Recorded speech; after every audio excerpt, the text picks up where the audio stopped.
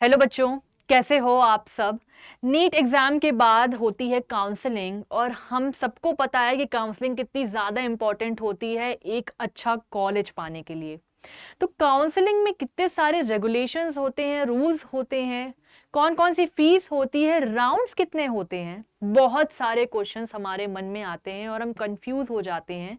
और कभी कभी कंफ्यूजन के कारण हमें वो बेस्ट कॉलेज नहीं मिल पाता हमारे नंबर्स पे। तो मैं मीता, आपकी काउंसलिंग एडवाइजर, आपको हर एक चीज़ के बारे में बताऊंगी, सारे इंफॉर्मेशंस के बारे में बताऊंगी, आपको गाइड करूंगी कि कैसे आपको काउंसलिंग करनी है, क्या चीज़ें करनी है, कौन सी फीस कब देनी है, कब कहाँ पर आपको पेनल्टी लगेगी, हर एक चीज़ के बारे में आपको बताऊंगी। इस वीडियो में मैं आपको बताने वाली हूँ एमसीसी काउंसलिंग के बारे में। बहुत तरीके की काउंसलिंग होती है। एमसीसी काउंसलिंग क्या है, दूसरे कोर्सेज के लिए कौन से काउंसलिंग के लिए जाना पड़ता है, हर एक चीज़ के बारे में मैं आपके साथ डिस्कस करूंगी और आपको बताऊंगी। इस वीडियो में बच्चों मैं आपसे बात कर रही हूँ एमसीसी काउंसलिंग के बारे में। अभी एमसीसी काउंसलिंग क्या होता है? Medical counselling committee. अब मैं आपको बताती हूँ, जब आप नीट का एग्जाम देते हैं बच्चों, तो आपके कॉलेजेस कुछ परसेंटेजेस में बटे हुए हैं। ठीक है। एमसीसी जो करता है वो ऑल इंडिया काउंसलिंग करता है, यानी कि इंडिया के सारे बच्चों को लेके जो काउंसलिंग होती है वो हमारा एमसीसी करता है। किसके लिए? MBBS, BDS and BSc nursing. ठीक है। तो मैं आपको एक चीज बता देना चाहती हूँ। सबसे पहले तो अगर आप ऑल इंडिया से कर रहे हैं तो आपको एमसीसी में काउंसलिंग करनी पड़ेगी, यानी कि एमसीसी के वेबसाइट में रजिस्ट्रेशन कराना पड़ेगा। अगर आपको वेटनरी में जाना है तो आपको वीसीआई वेबसाइट होती है, उसमें जाके रजिस्ट्रेशन कराना होगा। अगर आप आयुष के लिए रजिस्ट्रेशन कराना चाहते हैं या उसके कोर्सेज के लिए काउंसलिंग करना चाहते हैं तो आपको AACCC वेबसाइट में जाना पड़ेगा। बट आज हम बात कर रहे हैं MBA, MBBS, BDS and BSc nursing for all India Kota, यानी कि एमसीसी काउंसलिंग। तो चलो आगे बढ़ते हैं बच्चों। सबसे पहले बात कर लेते हैं यार कि एमसीसी काउंसलिंग में आपके कौन कौन से कॉलेजेस आ रहे हैं, यानी कि आपके मतलब कि आपके पार्टिसिपेंट्स कॉलेजेस कौन कौन से हैं जब आप इसमें रजिस्ट्रेशन करने जाओगे। तो सबसे पहले सुन लो कि 15% MBBS BDS seats of all states. इसका मतलब क्या हुआ? यानी कि बच्चों, जब आपके जितने भी कॉलेजेस हैं, यानी कि सारे स्टेट्स में बहुत सारे गवर्नमेंट कॉलेजेस होते हैं, तो उसमें डिवीजन होता है आपका 85% एंड 15%। इसका मतलब ये हुआ कि जो 15% होगा, जो सीट्स हैं जितने भी, जैसे फॉर एग्जांपल आपके एमपी में for example Mahatma Gandhi college है, मेडिकल कॉलेज है, तो वहां पर 15% जो सीट होंगी वो एमसीसी के थ्रू फिल होंगी। बाकी जो 85% होता है बच्चों वो स्टेट कोटा होता है, यानी कि उसी स्टेट के बच्चे वहां पर जा सकते हैं थ्रू स्टेट के वेबसाइट के काउंसलिंग में रजिस्टर करके। ठीक है। मतलब क्या हुआ कि अभी हम सिर्फ 15% के बारे में बात कर रहे हैं, तो जितने भी इंडिया के गवर्नमेंट कॉलेजेस हैं उसमें 15% जो सीट फिल कराएगा वो एमसीसी फिल कराएगा। तो सबसे पहले क्या है आपके पास? 15% MBBS BDS seats of all state. दूसरा क्या है? 100% MBBS seats of Banaras Hindu university. BHU की सारी सीट्स आपकी एमसीसी फिल करता है। ठीक है। उसके बाद 100% सीट्स ऑफ एम्स, यानी कि एम्स की सारी सीट्स आपकी एमसीसी फिल करता है। उसके बाद जिपमर जो आपका पुडुचेरी और कराईकाल में है, इसमें भी सारी सीट्स आपकी एमसीसी फिल करता है। एंड सीट्स ऑफ एएमयू, यानी कि Aligarh Muslim university, 15% seats of university of Delhi university, IP university. ठीक है। जिसमें कि अटल बिहारी वाजपेयी आता है, बीएमसी आता है, इनके कॉलेजेस के लिए भी 15% एमसीसी फिल करता है। ठीक है। और इसके बाद डेंटिस्ट्री सीट्स जो होती है जामिया मिलिया इस्लामिया की, वो भी एमसीसी फिल करता है। एंड ईएसआईसी कॉलेज, हमारे इंडिया में ईएसआईसी कॉलेजेस हैं जहां पर जिसके पास जो ईएसआईसी कोटा से बिलोंग करता है, जिसके पास पहचान पत्र होता है, उसका भी 15% कौन फिल करता है? ऑल इंडिया कोटा से फिल होता है, यानी कि एमसीसी फिल करता है। अब अगर हम 15% की बात करें तो मैंने आपको बता दिया कि ऑल इंडिया, यानी कि जितनी भी 15% सीट्स हैं वो ऑल इंडिया कोटा होती है और इसमें डोमिसाइल नहीं चाहिए होता। अब भाई डोमिसाइल क्या है? डोमिसाइल सर्टिफिकेट, यानी कि ये एक हमारे पास रहता है कि हम उस स्टेट से बिलोंग करते हैं, एक सर्टिफिकेट होता है जो हमें बताता है कि हाँ हम उस स्टेट से बिलोंग करते हैं, तभी हम उसके 85% में जा सकते हैं। अब जब डोमिसाइल की जरूरत नहीं है, यानी कि हम 15% के लिए पार्टिसिपेट कर रहे हैं फॉर काउंसलिंग यानी कि एमसीसी। ठीक है, आगे बात करते हैं कि बच्चों इन 15% में भी आपका रिजर्वेशन होता है, यानी कि अगर हम बात करें एससी की तो आपको दिखेगा कि 15% यहाँ पर जो सीट्स हैं वो आपकी एससी के लिए हैं। ठीक है, उसके बाद अगर हम देखें कि एसटी की जो है वो 7.5% है, ओबीसी की सीट्स यहाँ पर 27% है, 15% की ही बात कर रही हूँ, उसी में ये सारे जो हैं हमें डिवाइड किए गए हैं। ठीक है, और ईडब्ल्यूएस का जो है वो 10% है, पीडब्ल्यूडी का जो है वो है 5%। तो ये सारे परसेंटेजेस है जो हमें ध्यान में रखना है कि इन 15% में भी, ऑल इंडिया में भी आपके रिजर्वेशन की परसेंटेजेस डिवाइडेड हैं। ठीक है, आगे चलते हैं बच्चों, आगे हम बात करते हैं डीम्ड यूनिवर्सिटीज के बारे में। अब बच्चों को ये डाउट होता है कि भाई डीम्ड यूनिवर्सिटीज और प्राइवेट में क्या डिफरेंस है। भाई डीम्ड यूनिवर्सिटीज जो होते हैं वो एक ऑटोनॉमस बॉडी होते हैं जो कि यूजीसी से रिकॉग्नाइज्ड होते हैं। इसमें डिफरेंस ये होता है कि बच्चों वो अपने रूल्स एंड रेगुलेशंस खुद बनाते हैं, बल्कि प्राइवेट में स्टेट उसको गवर्न करती है, बट डीम्ड में खुद के sets of rules and regulations होते हैं। तो डीम्ड यूनिवर्सिटी में सबसे पहले क्या है कि आपको नीट यूजी तो क्वालिफाई होना ही है, जो आपका एग्जाम है वो आपको क्वालिफाई होना है। उसके बाद कोई भी डोमिसाइल की ज़रूरत यहाँ पर नहीं है। ठीक है, और जो इंक्लूड्स कैंडिडेट्स, यहाँ पर जम्मू एंड कश्मीर के भी कैंडिडेट्स इंक्लूडेड हैं। रिजर्वेशन कोई पॉलिसी यहाँ पर नहीं है, ना एससी ना ओबीसी ना एसटी, कोई भी यहाँ पर रिजर्वेशन पॉलिसी नहीं होती है। ओसीआई कैंडिडेट्स भी इंडियन कैंडिडेट्स की तरह ही माने जाते हैं। यहाँ पर क्या होता है कि दो माइनॉरिटीज लगते हैं, जैन माइनॉरिटी, कुछ कॉलेजेस में जैन माइनॉरिटी सीट्स हैं और कुछ कॉलेजेस में मुस्लिम माइनॉरिटी सीट्स हैं, जैसे कि हमदर्द में मुस्लिम माइनॉरिटी सीट्स हैं। ठीक है, तो ये जो माइनॉरिटीज हैं वो आप माइनॉरिटी कार्ड या सर्टिफिकेट बनवा लीजिए अगर आप इसके अंतर्गत आते हैं तो। ठीक है, उसके बाद कुछ कन्वर्जन रूल्स हैं बच्चों। अब कन्वर्जन रूल्स यानी कि हमारे राउंड्स होते हैं, राउंड 1, राउंड 2, राउंड 3। ठीक है, तो अगर राउंड 3 तक सीट्स खाली रहती है ना बच्चों, तो वो कन्वर्ट हो जाती हैं, जैसे कि एनआरआई, जैन माइनॉरिटी, मुस्लिम माइनॉरिटी किस में कन्वर्ट हो जाएगी, जनरल में कन्वर्ट हो जाएगी अगर राउंड 3 तक सीट्स खाली हैं तो। ठीक है, तो ये तो रही बच्चों डीम्ड यूनिवर्सिटीज की बात। अब जब हम एम्स की बात करते हैं, सबसे ज्यादा इंपॉर्टेंट कॉलेज, सब लोग इसके लिए ड्रीम करते हैं, है ना, तो नीट यूजी तो क्वालिफाई होना ही चाहिए। ठीक है, कोई डोमिसाइल की जरूरत नहीं है, कोई सर्टिफिकेट आपकी जरूरत नहीं है, क्योंकि हम यहाँ पर ऑल इंडिया कोटा की बात कर रहे हैं 50। ठीक है, तो इसमें तो सारी सीट्स जो होती हैं एम्स की सारी सीट्स एमसीसी के थ्रू है, यहाँ पर कोई डिवीजन नहीं है। ठीक है, और जो रिजर्वेशन पॉलिसीज हैं बच्चों वो सेम है जो मैंने आपको पहले अभी बताई थी। एससी का 15%, एसटी का 7.5%, जितने भी हैं ये सारी सेम है जो मैंने अभी आपको डिवीजन बताया सभी रिजर्वेशन का। ठीक है, तो एम्स में भी ऐसा रहेगा।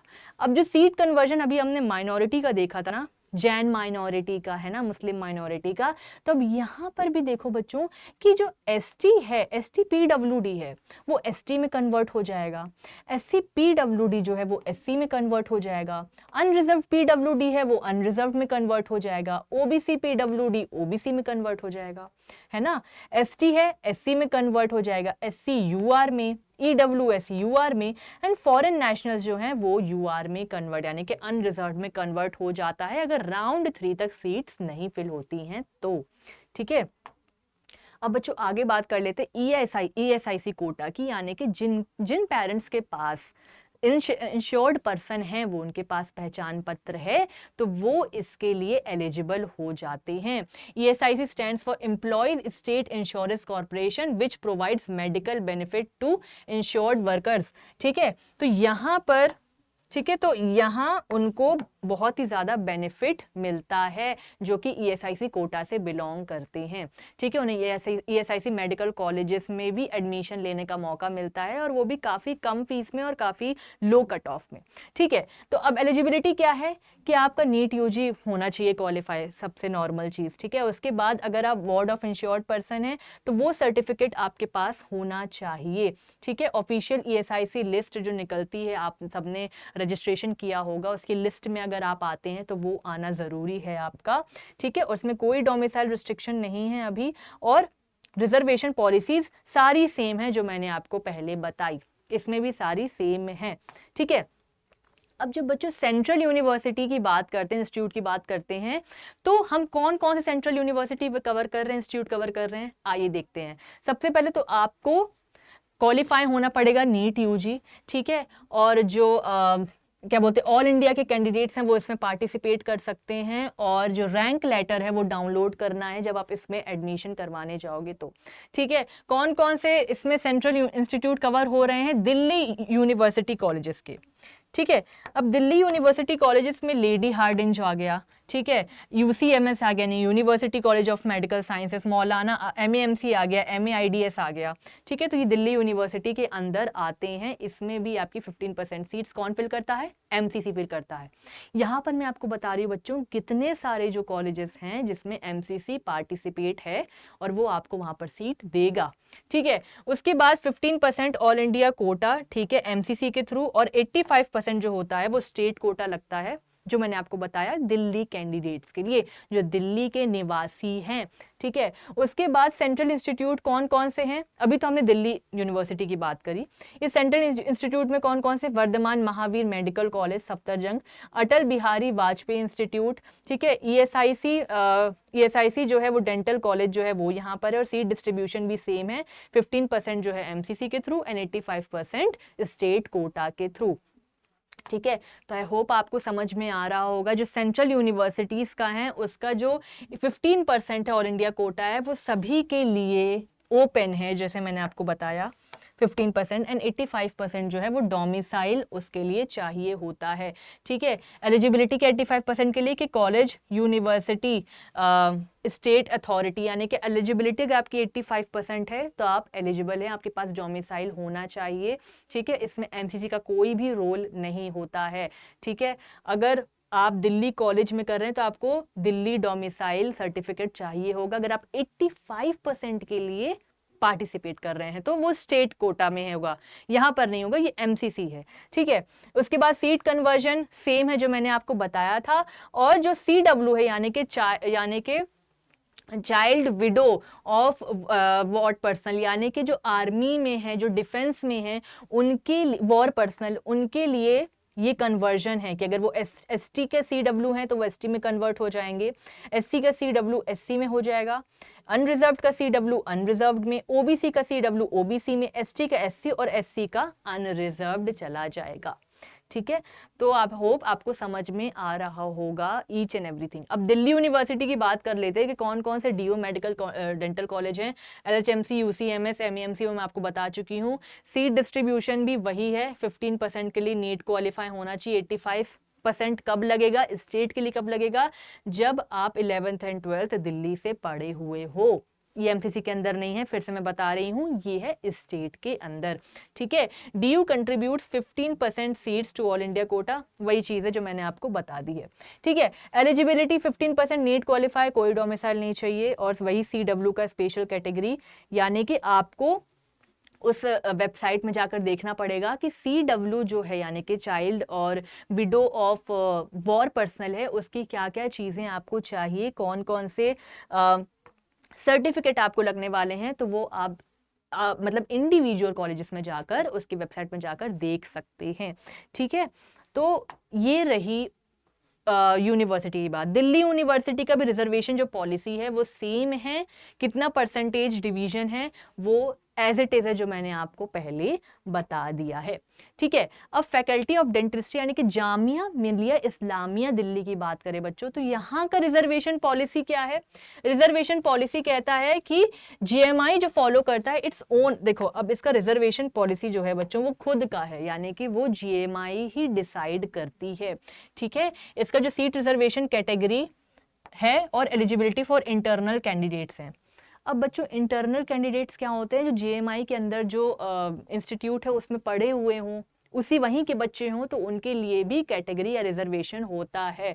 ठीक है, और so student must check the official GMI, उसके लिए जीएमआई का ऑफिशियल वेबसाइट में आप विजिट करके और क्लियरली देख सकते हैं। MCC counselling only conducts counselling but it does not decide eligibility और रिजर्वेशन रूल्स फॉर जीएमआई, क्योंकि बच्चों जीएमआई में इंटरनल कैंडिडेट्स भी आते हैं, मतलब कि जितने भी रिजर्वेशन रूल्स हैं वो एमसीसी नहीं डिसाइड करेगा, वो जीएमआई ही डिसाइड करेगा। ठीक है, उसके बाद बात करते बच्चों इंटरनल स्टूडेंट्स होते क्या हैं जामिया के।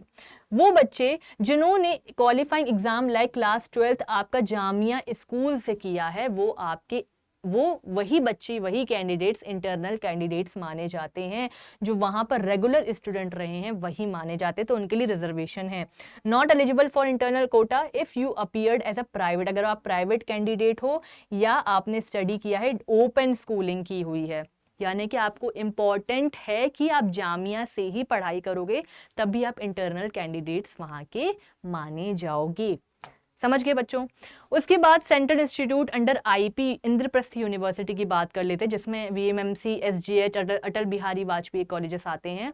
यहाँ भी सीट डिस्ट्रीब्यूशन ऐसा ही है, 15%, 80%, 15% आपका एमसीसी जिसके में हम बात कर रहे हैं, और अगर कोई भी स्टेट से हैं आप 15% में आ सकते हैं। ऑल इंडिया मतलब किसी भी स्टेट से आप इसमें पार्टिसिपेट कर सकते हैं। ठीक है, स्टेट कोटा कब होता है? जब आपने दिल्ली से ही 11th 12th कंप्लीट की हो और वो रिकॉग्नाइज्ड स्कूल होना चाहिए, तभी आप स्टेट में एलिजिबल हो जाएंगे। रिजर्वेशन पॉलिसी आपका परसेंटेज जो डिस्ट्रीब्यूशन है वो आप पहले ही जान चुके हैं, और स्पेशल केस के लिए आपको वेबसाइट विजिट करनी होगी। Child window of war personal की अगर हम बात करें, ओनली इन स्टेट कोटा में एलिजिबल होता है ये बच्चों, ये 5% होता है यहाँ पर। अगर हम इसकी बात करें, आईपी यूनिवर्सिटी की बात करें, और कॉलेज अथॉरिटी ही इसकी एलिजिबिलिटी डिसाइड करती है, तो वो आपको पर्सनल जाके देखना होगा वेबसाइट में कि कैसे आप इसका सर्टिफिकेट वहां पर एलिजिबल करवा सकते हैं या फिर एलिजिबल हो सकते हैं। ठीक है, उसके बाद अलीगढ़ मुस्लिम यूनिवर्सिटी की बात कर लेते हैं। अब बच्चों अलीगढ़ मुस्लिम यूनिवर्सिटी में कौन कौन सी सीट्स हैं? जो एएमयू है बच्चों, वो हम जान चुके हैं कि पूरा ओपन है। ओपन मतलब क्या होता है कि सारी की सारी सीट्स एमसीसी ही फिल करता है। ठीक है, तो उसके बाद एएमयू ओपन सीट्स तो हैं, साथ ही साथ एएमयू की इंटरनल सीट्स भी हैं। सेल्फ फाइनेंसिंग स्कीम यानी कि डेंटल की भी यहाँ पर सीट्स हैं। तो reservation in AMU open seats, no category reservation, यानी कि यहाँ पर कोई भी कैटेगरी का रिजर्वेशन नहीं है। एएमयू ओपन सीट्स है, सारी की सारी ओपन है, कोई रिजर्वेशन नहीं है। सिर्फ और सिर्फ 5% पीडब्ल्यूडी का यहाँ पर रिजर्वेशन देखा जाता है। ठीक है, उसके बाद इंटरनल कोटा की बात करें तो वो आपका एएमयू स्टूडेंट होना ही चाहिए, जैसे जामिया मिलिया में था। All seats are treated as unreserved, जैसे रिजर्वेशन कोई पॉलिसी नहीं है तो सारे बच्चे अनरिजर्व्ड में ही आएंगे। ठीक है, और restricted to internal candidates only, सिर्फ मतलब कि इंटरनल कैंडिडेट्स के ही रिजर्वेशन यहाँ पर देखा जाता है। ठीक है, बता चुकी हूँ कि एएमयू रूल्स जो आपके एनेक्चर में वहाँ पर दिया गया होगा वो चेक कर लीजिएगा, उसके ही हिसाब से आप इंटरनल कैंडिडेट्स माने जाएंगे। ठीक है, आगे बात करते हैं कि इसमें अगर देखें कि role of MCC versus AMU क्या है, तो एमसीसी सिर्फ बच्चों काउंसलिंग कंडक्ट करवाती है, यानी कि कितने रजिस्टर्ड बच्चे हैं वो देखती है और अपने रजिस्टर्ड बच्चों का लिस्ट एएमयू में भेज देती है। ठीक है, एएमयू देखता है रिजर्वेशन में आप एलिजिबल हो कि नहीं हो, इंटरनल कोटा के लिए वेरीफाई हो रहे हो कि नहीं हो रहे हो, हर एक चीज़ वहाँ की अथॉरिटी देखती है, उसके बाद ही आपका एडमिशन वहाँ पर होता है। अब बनारस हिंदू यूनिवर्सिटी की सारी सीट्स बच्चों एमसीसी के थ्रू ही होती हैं। ठीक है, अब कौन कौन से कॉलेजेस बीएचयू के अंदर आ रहे हैं, तो institute of medical sciences BHU इसके अंदर आ रहा है, institute of dental sciences BHU इसके अंदर आ रहा है। सारी की सारी सीट्स जो हैं वो ओपन है। ठीक है, उसके बाद डोमिसाइल फ्री है, कोई डोमिसाइल सर्टिफिकेट की जरूरत नहीं है, meaning no state quota, no internal quota, everyone competes equally, यानी कि 100% सीट्स एमसीसी के थ्रू वहां पर रखी जाती हैं और रिजर्वेशन पॉलिसी सेम है जैसे मैंने आपको पहले बताया है। ठीक है, एलिजिबिलिटी क्या है, नीट यूजी क्वालिफाई होना चाहिए, डोमिसाइल का कोई रिस्ट्रिक्शन नहीं है, सीट कन्वर्जन सेम है जैसे मैंने आपको पहले बता रखा है। ठीक है, उसके बाद एएफएमसी सबसे ज्यादा बहुत ही बढ़िया कॉलेज है ना। तो एमसीसी और एएफएमसी में क्या अंतर है, देखो एमसीसी में आप जाके रजिस्टर कर दोगे तो वो जैसे भी आपने देखा एएमयू में, तो उसमें रजिस्टर्ड करने के बाद कैंडिडेट्स के सारे नाम आपके कॉलेजेस में पहुंच जाएंगे। बट एएफएमसी कुछ एग्जाम्स रखता है, उसके कुछ सेट ऑफ रूल्स होते हैं, उसके बाद ही वहां पर एडमिशन होता है। ठीक है, काउंसिल मतलब कि डज नॉट कंडक्ट काउंसलिंग और अलॉट सीट्स, यानी कि सिर्फ और सिर्फ रजिस्टर्ड नंबर नाम भेज दिए जाएंगे कॉलेजेस को, कॉलेज आपकी काउंसलिंग करवाएगा, कॉलेज आपके रूल्स एंड रेगुलेशंस के थ्रू ही कि आप वेरीफाई यानी कि आप एलिजिबल हो कि नहीं हो कॉलेज के लिए, वो सब देखेगा। ठीक है, उसके बाद खुद कंडक्ट करवाता है, फाइनल सिलेक्शन भी उसकी इंडिपेंडेंटली यानी कि कॉलेज ही करवाएगा आपका। ठीक है, एमसीसी रिस्पॉन्सिबल नहीं होता काउंसलिंग के लिए, सीट अलॉटमेंट के लिए, इस सब के लिए रिस्पॉन्सिबल नहीं होता। एएफएमसी अपना खुद का एग्जाम कंडक्ट करवाता है, नीट के बाद एएफएमसी शॉर्टलिस्ट करेगा, नीट के स्कोर पे screening, interview, medical fitness test, ये सारी चीजें एएफएमसी में होती हैं, उसके बाद ही आपका वहां पर एडमिशन होगा और स्ट्रिक्ट मेडिकल स्टैंडर्ड्स होते हैं वहां पर, और बहुत सारे एडमिशन कैंसिल भी हो जाते हैं अगर आप मेडिकल फिटनेस क्राइटेरिया को फिट नहीं करोगे तो। ठीक है, तो ये तो हो गई एएफएमसी की बात कि एएफएमसी खुद अपनी काउंसलिंग करवाता है, बट एमसीसी कैंडिडेट्स का नाम भेज देता है वहां पर। अब बात करते बच्चों जिपमर की बात कर लेते हैं। जिपमर में जो सीट कन्वर्जन्स हैं बच्चों वो सेम वैसा ही है जैसे मैंने आपको पहले बताया था। कुछ रूल्स हैं कि MCC does not control JIPMER internal eligibility. अब जिपमर की कुछ इंटरनल एलिजिबिलिटी होती है बच्चों के लिए, इंटरनल कैंडिडेट्स होते हैं, उसके लिए वो एमसीसी कंट्रोल नहीं करता उनको। ठीक है, no nomination based admission, admission strictly based on NEET rank, category, eligibility open versus domicile. ठीक है, तो एलिजिबिलिटी कौन सी होगी आपकी ओपन, क्योंकि जिपमर के सारे बच्चे जो हैं वो एमसीसी के थ्रू ही भरे जाते हैं। ठीक है, और नीट रैंक का क्या है, आपकी कैटेगरी क्या है, उसके बेस्ड में आपका वहां पर एडमिशन होता है। ठीक है, ये बात रही आपकी जिपमर की। अब उसके बाद अगर हम बात करें, एएफएमसी हो गया है हमारा, है ना। अब बात कर लेते हैं BSc nursing central institutes and institute of affiliated under IP university, यानी कि इसकी काउंसलिंग कौन करवाता है, इसकी काउंसलिंग प्योरली एमसीसी ही करवाता है। ठीक है, सेम एमबीबीएस बीडीएस जैसी ही इसकी काउंसलिंग होती है। सेंट्रल नर्सिंग कॉलेजेस इसके अंदर आते हैं, गुरु गोविंद सिंह आईपी यूनिवर्सिटी के भी कॉलेजेस के अंदर आते हैं। नीट यूजी आपको क्वालिफाई करना है, ठीक है, सबके लिए, सारे कैंडिडेट्स के लिए ओपन है 15%, और इंडियन नर्सिंग काउंसिल की जो एलिजिबिलिटी है और जो नॉर्म्स हैं वो मीट होने चाहिए। Reservation policy as it is रहेगी, उसका जो डिस्ट्रीब्यूशन है वो सेम रहेगा, और सीडब्ल्यू रिजर्वेशन कुछ ही इंस्टीट्यूट में है, वो आपको जाकर इंडिविजुअल वेबसाइट में जाके चेक करना होगा। ठीक है, आगे बात कर लेते हैं कि जो कन्वर्जन है वो सेम है जो पहले मैं बता चुकी हूँ, और उसके बाद इंपॉर्टेंट पॉइंट्स कहता है कि MCC does not decide individual institute eligibility. ठीक है, इंस्टीट्यूट की जो एलिजिबिलिटी है वो एमसीसी डिसाइड नहीं करता, वो काउंसलिंग के लिए आपका रजिस्टर्ड कैंडिडेट्स की लिस्ट बना लेता है, और जो एडमिशन है वो नीट रैंक, कैटेगरी और एलिजिबिलिटी के बेसिस में ही होगा। ठीक है, आगे बात कर लेते हैं कि इसकी काउंसलिंग कौन करवाता है। एमसीसी इसकी काउंसलिंग करवाता है। ठीक है, वही जो जितने भी है वो सेम यहाँ पर आ गए।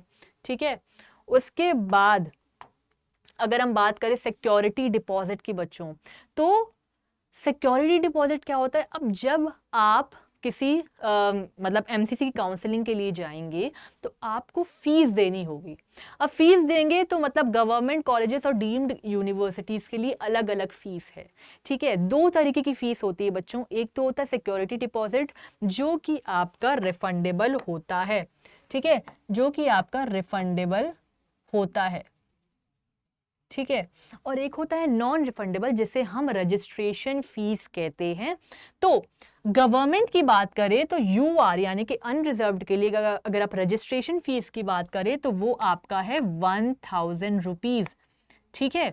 और आपका जो 10,000 रुपीज है बच्चों, वो आपका सिक्योरिटी डिपॉजिट है जो आपको देना पड़ेगा, वो आपको काउंसलिंग के बाद मिल जाएगा, रिफंडेबल है। ठीक है। उसके बाद अगर हम रजिस्ट्रेशन की बात करें तो 5,000 रुपीज आपका सिक्योरिटी डिपॉजिट है एंड 500 जो है वो रजिस्ट्रेशन फीस है, जो कि नॉन रिफंडेबल, वो आपको वापस नहीं मिलेगा, 500 आपको वापस नहीं मिलेगा। डीम्ड यूनिवर्सिटी में 5,000 जो है वो आपका रजिस्ट्रेशन फीस है एंड 2 लाख जो है वो रिफंडेबल फीस है। ठीक है।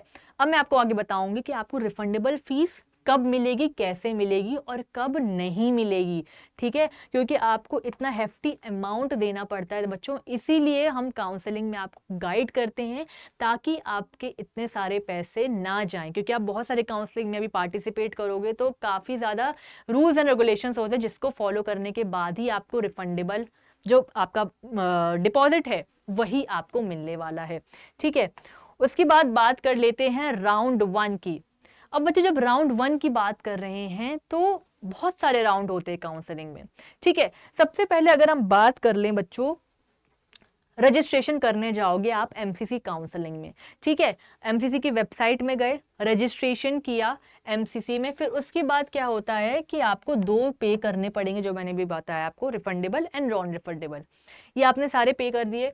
उसके बाद चॉइस फिलिंग एंड लॉकिंग, यानी कि चॉइस फिलिंग एंड लॉकिंग मतलब कि बहुत सारे कॉलेजेस होंगे और आपको बेस्ट कॉलेज अपने नंबर के हिसाब से डालना है। यानी कि सिलेक्ट कॉलेज, जो आपका सबसे बेस्ट कॉलेज है वो आप डाल सकते हैं, कितने भी कॉलेजेस डाल सकते हैं। तो बेस्ट कॉलेज आपकी हाईएस्ट प्रायोरिटी जो रहेगी आपकी, वो टॉप चॉइस रहेगी, सबसे पहले आप वही डालेंगे, है ना। उसके बाद आपके कॉलेजेस नीचे नीचे आते जाएंगे। फिर लॉक चॉइसेस बिफोर डेडलाइन, यानी कि डेडलाइन आपको हर एक चीज़ की दी जाएगी। डेडलाइन से पहले ही आपको सारा काम करके रखना है बच्चों। ठीक है। जो भी आपने अपनी प्रायोरिटी लिस्ट बनाई है बच्चों, उसको पूरा का पूरा आप लॉक करेंगे डेडलाइन से पहले ही, श्योर कर लेंगे कि हाँ यही कॉलेजेस की मुझे लिस्ट ऐसे ही रखनी है प्रायोरिटी वाइज। उसके बाद MCC allot seat based on NEET rank, जो आपकी नीट रैंक रहेगी। दूसरा आपकी कैटेगरी क्या है और आपने कौन सी चॉइसेस फिल की हैं, यानी कि कॉलेजेस कैसे भरे हैं। उसके बाद आपको फिजिकल रिपोर्टिंग करने जाना है। कैसे? अगर आपको राउंड 1 में सीट मिल जाती है तो आपको अलॉटेड कॉलेज, जो भी कॉलेज आपको अलॉट हुआ है, आपको ओरिजिनल डॉक्यूमेंट्स के साथ वहां पर जाना है, बहुत ज़रूरी है। और फिर आपको कंफर्म करना है seat. After reporting you get 2 option, accept seat और upgrade go to round 2 for better college. अब आप कॉलेज में गए, सारे के सारे डॉक्यूमेंट्स तैयार करके वहां पर गए और आपने एक्सेप्ट कर लिया, तो आप उस कॉलेज से पूरी तरीके से खुश हैं, तो आपने एक्सेप्ट कर ली। और अगर आपको अपग्रेड करना है, यानी कि हम दूसरे काउंसिल यानी कि राउंड 2 में भी हम पार्टिसिपेट करना चाहते हैं, तो हम वहां पर आपको कोई डॉक्यूमेंट साइन करना होगा कि हाँ हम अपग्रेड करना चाहते हैं। तो वो आपको उस कॉलेज में जाके बताना पड़ेगा कि हाँ हम अपग्रेड करेंगे, राउंड 2 के लिए जाएंगे। ठीक है। तो आप एक्सेप्ट तो कर लीजिए सीट, साथ ही साथ अपग्रेड के लिए भी उनको बता दीजिए कि हाँ हम जाएंगे। If you don't get any seat, कोई भी सीट आपको नहीं मिलती है तो you can directly go to round 2। कोई भी सीट नहीं मिली तो आप राउंड 2 में तो जाएंगे ही, काउंसलिंग के लिए कॉलेज चाहिए ही चाहिए। No need to register again, कोई रजिस्ट्रेशन करने की ज़रूरत नहीं है। ठीक है। आगे अगर हम बात करते हैं बच्चों राउंड 2 की, किसको रजिस्टर करने की जरूरत नहीं है? जिनको राउंड 1 में कोई कॉलेज ही नहीं मिला, रजिस्टर किया उन्होंने, राउंड 1 में कोई कॉलेज ही नहीं मिला, और जिन्होंने रजिस्टर किया बट उन्होंने ज्वाइन ही नहीं किया राउंड 1 के कॉलेज को। राउंड 1 में उनको कॉलेज मिल गया बच्चों, बट वो क्या बोलते वेरीफाई करने ही नहीं गए अपने डॉक्यूमेंट्स, तो वो भी यहाँ पर रजिस्टर करने की उन्हें कोई भी ज़रूरत नहीं है। अगर आप रजिस्टर पहले से कर चुके हो राउंड 1 में, तो आपको राउंड 2 में रजिस्टर दोबारा करने की ज़रूरत नहीं है। ठीक है। उसके बाद फ्रेश रजिस्ट्रेशन किनको करना है, किनको राउंड 2 में करने की ज़रूरत है। ध्यान से सुनना है, सारे राउंड्स के जितने भी पॉइंट्स हैं क्लियरली आप ध्यान से सुनिएगा बच्चों और समझिएगा, ठीक है। उसके बाद इफ़ यू मिस्ड राउंड 1, अगर राउंड 1 आप मिस कर चुके हो, अगर आप डेट मिस कर चुके हो, तो आप राउंड 2 के काउंसलिंग में बैठ सकते हो। पैसे आपको दोनों देने पड़ेंगे, रजिस्ट्रेशन फी, सिक्योरिटी डिपॉजिट। उसके बाद फिजिकल रिपोर्टिंग कंपलसरी है अगर आपको सीट अलॉट हो जाती है राउंड 2 में, ठीक है। Go to college with original documents, ठीक है, ओरिजिनल डॉक्यूमेंट्स के साथ आप जाइए। उसके बाद एक्सेप्ट करिए या फिर राउंड 3 के लिए अपग्रेड करिए। यानी कि आप वो वाली सीट आपको पसंद आ गई है राउंड 2 की, तो वो आप एक्सेप्ट कर लीजिए और उनको बता दीजिए कि हाँ, हम राउंड 3 के लिए भी अपग्रेड करना चाहते हैं, if you want better college then this, ठीक है। उसके बाद अपग्रेड रूल क्या कहता है? अपग्रेड रूल यानी कि जब आप चाहते हैं कि आपको राउंड 3 में बेटर कॉलेज चाहिए, मिलने के बाद भी अपग्रेड मतलब यही होता है जब आपको मिल चुका है कॉलेज, ठीक है, तो आप दूसरे कॉलेज में जाना चाहते हो। If you get upgraded in round 2 you must leave resign round 1 seat. अब जैसे राउंड 2 में आपको अपग्रेडेशन मिल गया है, राउंड 2 में आपको कॉलेज मिल गया, तो आपको राउंड 1 का सीट छोड़ना पड़ेगा, ठीक है। उसके बाद ज्वाइन न्यू कॉलेजेस, यानी कि आपको न्यू कॉलेज ज्वाइन करना पड़ेगा। और उसके बाद can not go back to round 1 seat, आप राउंड 1 के सीट में वापस नहीं जा सकते एक बार वो चली गई तो। उसके बाद पेनल्टी रूल क्या कहता है? पेनल्टी रूल यानी कि आपने जो रिफंडेबल फीस दी थी उसका क्या होने वाला है, ध्यान सुनिए। If you get a seat in round 2 but do not join, अब आप राउंड 2 की सीट ज्वाइन करने वाले हो, मतलब आपको राउंड 2 में सीट मिल चुकी है और आप ज्वाइन नहीं करते हो, तो आपकी सिक्योरिटी डिपॉजिट फॉरफिट हो जाएगी। यानी कि बच्चों राउंड 1 में फ्री एग्जिट है, राउंड 1 में आप सीट छोड़ सकते हो कि हाँ, हम नहीं गए कॉलेज, हमने अपना डॉक्यूमेंट नहीं वहां पर सबमिट किया। बट राउंड 1 की बात कर रही हूं मैं, फ्री एग्जिट यानी कि छोड़ दिया, तो आपको रिफंडेबल फीस अभी तक मिल रही है। अब जैसे ही आप राउंड 2 में आते हो और आपको सीट मिल रही है और आप वो छोड़ देते हो, आप नहीं जाते हो सबमिट करने, आपकी सिक्योरिटी फीस यानी कि रिफंडेबल फीस फॉरफिट हो जाएगी, नहीं मिलेगी, ठीक है, नहीं मिलेगी। चाहे आप अनरिजर्व्ड के हो, रिजर्व्ड के हो, आपको वो फॉरफिट हो जाएगी, कैंसिल हो जाएगी। उसके बाद फ्रेश राउंड 2 कैंडिडेट्स जो होते हैं, if you registered in round, अगर आप राउंड 2 के फ्रेश रजिस्टर्ड इंसान हो, कैंडिडेट हो, तो अगर आपको कोई भी सीट नहीं मिली है तो आप डायरेक्टली जा सकते हो राउंड 3 में, रजिस्ट्रेशन करने की जरूरत नहीं है। ऑब्वियसली अब हम तो नॉर्मल तरीके से चल रहे हैं, हमें कॉलेज ही नहीं मिल रहा, तो हम राउंड 3 में जाएंगे ही जाएंगे। राउंड 3 में फिर से रजिस्ट्रेशन करने की जरूरत नहीं है। आप राउंड 2 में कर चुके हैं, फ्रेश थे, आप राउंड 2 में कर चुके हैं, राउंड 3 में करने की जरूरत नहीं है, ठीक है, समझ में आया। उसके बाद राउंड 3 के बारे में बात कर लेते हैं। अब राउंड 3 जो है वो थोड़ा और रिस्की हो जाता है ना। कैसे? Who does not need to register again, अब किसको रजिस्टर करने की जरूरत नहीं है राउंड 3 में? जो कि राउंड 1 में रजिस्टर्ड है, राउंड 2 में रजिस्टर्ड है, पर सीट उसको अभी तक नहीं मिली है, वो राउंड 3 में चला गया। किसको रजिस्ट्रेशन करने की जरूरत है? Fresh registration. कौन को? Candidates who never registered before, कभी किया ही नहीं है, आपने रजिस्टर ही नहीं किया, तो आपको तो जाना ही है अब राउंड 3 में, काउंसलिंग तो करवानी ही है, जो नहीं किया। और जिन्होंने रिजाइन कर दिया, रिपोर्ट ही नहीं किया, मतलब कॉलेज मिलने के बाद भी आपने वहां पर रिपोर्ट नहीं किया, आपने वहां पर डॉक्यूमेंट्स नहीं दिए, तो आपको राउंड 3 में करवाना पड़ेगा रजिस्ट्रेशन। समझ गए? राउंड 1 राउंड 2 नहीं काउंट होगा अगर आपको वहां पर कॉलेज मिल चुका था तो। अब जब राउंड 3 में आ रहे हो तो आपको रजिस्ट्रेशन फीस और सिक्योरिटी फीस दोनों देनी पड़ेगी, यानी कि फ्रेश रजिस्ट्रेशन करना पड़ेगा। अब क्या बोलता है मोस्ट इंपॉर्टेंट, कि no exit after joining.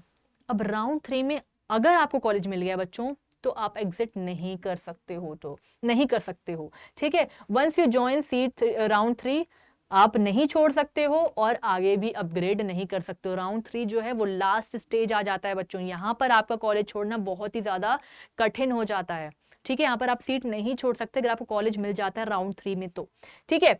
Upgrade के क्या रूल हैं? अगर आप राउंड 2 से राउंड 3 में अपग्रेड हुए हैं तो आपको राउंड 2 की सीट छोड़नी पड़ेगी, ऑब्वियस सी बात है। राउंड 2 की सीट मिल चुकी है तो, और राउंड 3 मिल चुकी है, तो राउंड 2 की सीट आपकी चली जाएगी, वहां से आपको हटना पड़ेगा, ठीक है। Can not go back to round 2, round 2 में आप वापस नहीं जा सकते। पेनल्टी रूल क्या है? अगर आपको राउंड 3 में सीट एक्सेप्ट हो गई है और आप ज्वाइन ही नहीं कर रहे हो, तो सिक्योरिटी डिपॉजिट आपका चला जाएगा और एंड आप काउंसलिंग से बाहर हो जाओगे। अब भाई राउंड 3 में भी आप सीट नहीं ले रहे हो तो अब क्या करेगा, काउंसलिंग से बाहर ही किए जाओगे क्योंकि आप वहां भी सीट छोड़ रहे हो। उसके बाद इंपॉर्टेंट नोट, अगर आपने न्यूली रजिस्टर किया है राउंड 3 में और कोई भी सीट अलॉट नहीं हुई है तब तो आप आराम से बाद में स्ट्रे राउंड्स के लिए भी एलिजिबल हो आराम से, ठीक है। और अगर आप अपग्रेड कर दियो राउंड 3 में तो राउंड 2 की सीट दोबारा नहीं ले सकते, जो मैं आपको पहले बता चुकी हूँ, ठीक है। अब आगे आते फाइनल स्ट्रे वैकेंसी राउंड में। आई होप आपको इस जितने भी राउंड्स में आपको क्लियरली बता रही हूँ आपको समझ में आ गया होगा, ठीक है। फाइनल स्ट्रे वैकेंसी राउंड में क्या होता है कि कौन कौन आपका फ्रेश रजिस्टर कर सकता है, यानी कि नया नया रजिस्टर कर सकता है, जिसने अभी तक किसी में भी नहीं किया है, फर्स्ट में नहीं किया, सेकंड में नहीं किया, थर्ड में नहीं किया, जिसमें नहीं किया आपको फाइनल स्ट्रे में करना है, आप कर सकते हो। कौन एलिजिबल नहीं है, कौन एलिजिबल नहीं है, if you already got a seat 1, 2 और 3 में मिल चुका है आपको, या स्टेट काउंसलिंग में। अब बच्चों स्टेट काउंसलिंग जो होती है ना वो एमसीसी के थोड़ा पैरेलल चलती है, जैसे कि एमसीसी चलेगा फिर स्टेट कोटा चलेगा, यानी कि फॉर एग्जाम्पल आईक्यू का फर्स्ट राउंड पहले ये चलेगा, फिर आपका स्टेट कोटा का फर्स्ट राउंड चलेगा, फिर आपका AIQ का सेकंड राउंड चलेगा, फिर आपका स्टेट कोटा का सेकंड राउंड चलेगा। ऐसे से करके आप स्ट्रे वैकेंसी तक आ जाते हो। और स्ट्रे राउंड जो होता है वो थोड़ा सा पैरेलली चलता है, साथ ही साथ चलता है, ठीक है। तो अगर आपको इनमें सीट मिल चुकी है बच्चों तो आप नहीं कर सकते, एलिजिबल नहीं हो स्ट्रे राउंड के लिए MCC के। उसके बाद then your name will be remove हो जाएगा राउंड से। आपका ज्वाइनिंग बहुत ही ज़्यादा कंपलसरी हो जाती है, अगर आपको सीट मिलती है तो आपको ज्वाइन ही करना पड़ेगा स्ट्रे राउंड में, और अगर आप नहीं ज्वाइन करते तो सिक्योरिटी डिपॉजिट तो जाएगी ही जाएगी और आप आगे फर्दर पार्टिसिपेट नहीं कर सकते हो। तो ये जो दोनों आपके राउंड्स बता रही हूँ ना मैं, राउंड 3 एंड फाइनल स्ट्रे, बहुत ही ज़्यादा डिफिकल्ट है, यहाँ पर आपको सीट लेनी है बच्चों, नहीं तो बहुत डिफिकल्टी हो जाएगी, आपको काउंसलिंग से बाहर कर दिया जाएगा और आपकी सिक्योरिटी फीस तो जाएगी ही जाएगी। अब डॉक्यूमेंट रिक्वायरमेंट, यानी कि अब आप कॉलेज में जाने वाले हो तो आपको कौन कौन से डॉक्यूमेंट्स रिक्वायर्ड हैं वो बहुत ही ध्यान सुन लो बच्चों, क्योंकि कभी कभी डॉक्यूमेंट सही ना होने के बाद आपका एडमिशन कैंसिल हो सकता है, ठीक है। तो कौन कौन से हैं, अलॉटमेंट लेटर ले जाओगे आपको, जो MCC काउंसलिंग से आपको दिया जाएगा, ठीक है। उसके बाद आपको नीट एडमिट कार्ड जो आपको मिला था, ठीक है, NEET result card, rank letter, ये भी आप ले जाओगे। आप अपना डेट ऑफ बर्थ का प्रूफ ले जाओगे, 10th की मार्कशीट, 11th की मार्कशीट, 12th की मार्कशीट एंड सर्टिफिकेट, ठीक है। आपके पास 8 पासपोर्ट साइज फोटोज होनी चाहिए, आपको वो ले जानी है। ID प्रूफ, आधार कार्ड, पैन, ड्राइविंग लाइसेंस, आपका ये कोई भी चलेगा, ये सारी चीज़ें ले जानी है। अगर आप फॉरेन कैंडिडेट हैं तो आपके पास OCI कार्ड होना चाहिए, कैटेगरी से हैं आप तो आपके पास कैटेगरी सर्टिफिकेट होना चाहिए, है ना। और आपका जो, अगर आप SC ST से बिलोंग करते हैं तो उसका कास्ट सर्टिफिकेट, सब कास्ट सर्टिफिकेट, वो सब होना चाहिए। और अगर आप OBC NCL सर्टिफिकेट है, यानी कि आप इसके लिस्ट में आते हैं 1 अप्रैल 2026 तक, तो वो आप 1 अप्रैल 2026 के बाद का जो लिस्ट है अगर आप उसमें आते हैं तो आपका ये डॉक्यूमेंट यानी कि सर्टिफिकेट माना जाएगा। सब कास्ट का सर्टिफिकेट भी आपका ले जाना बहुत ज़रूरी है, सारे ओरिजिनल डॉक्यूमेंट्स ही ले जाना, नहीं तो आपका कैंसिल हो सकता है एडमिशन प्रोसीजर, ठीक है। और मल्टीपल कॉपी ज़रूर ले जाना और कॉलेज की वेबसाइट विजिट करते रहना। तो ये जितनी भी चीज़ें मैंने आपको बताई बहुत ही ज़्यादा इंपॉर्टेंट है, MCC की काउंसलिंग बहुत इंपॉर्टेंट मानी जाती है। और जितने भी मैंने आपको रूल्स बताए आई होप आपको समझ में आ गया होगा। मिलते हैं नेक्स्ट वीडियो में for more information for counselling, ताकि आपकी काउंसलिंग डिफिकल्ट ना हो और बहुत ही स्मूथली जाए। Thank you.